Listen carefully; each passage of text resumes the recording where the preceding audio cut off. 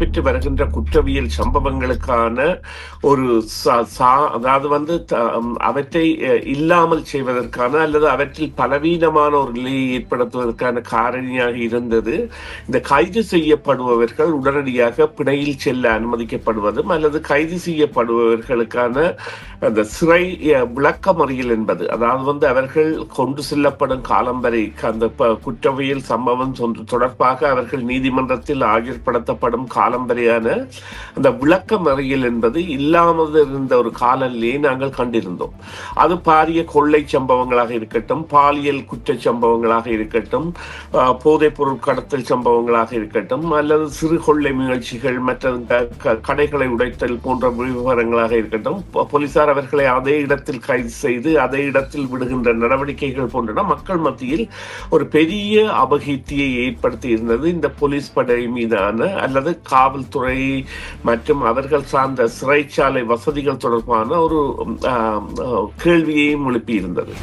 அதன் தாக்கம் என்பது தேர்தலில் அதிக ஒரு பலமான செய்தியை மக்களிடையே விதைத்திருந்தது என்னவென்று சொன்னால், கனடாவில் சட்ட ஒழுங்கு நடவடிக்கைகளில் ஓட்டை இருக்கின்றது.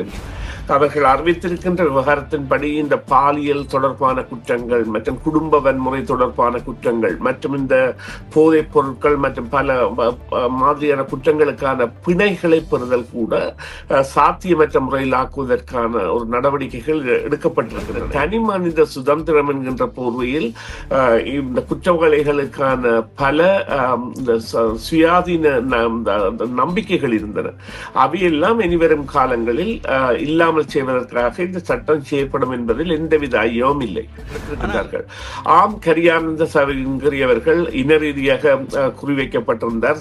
அவர் அந்த பதவியிலிருந்து அகற்றப்பட வேண்டும் என்பதில் அக்கறை உள்ளவர்களாக பத்திரிகைகள் மட்டுமல்ல, பியர் பொலிவியர் கூட தனது 2 அல்லது 3 பதிவுகளில் பாராளுமன்றத்தில் கூட அவர் பதவியிலிருந்து விலத்தப்பட வேண்டும் என்பதில் ஆணித்தரமான கருத்துக்களை விதித்திருந்தார். இதற்கு கரியானந்த சங்கரி அவர்கள் தன்னுடைய ஒரு வாடகை உண்மையிலே ஒரு அமைச்சராக இருந்தோடு வாடகை குடியிருப்பாளருடன் அவர் உரையாடலை நிகழ்த்தி இருக்க வேண்டுமா என்கின்ற கேள்வி இருக்கின்றது. இருந்த பொழுதிலும் அது பதிவு செய்யப்பட்டு அங்கே அவர் கதைத்த விடயங்கள் என்பன பயிரப்பட்டது போன்றன எல்லாம் அவர் எவ்வாறு குறிவைக்கப்படுகின்றார் என்பதை காட்டியிருந்தது.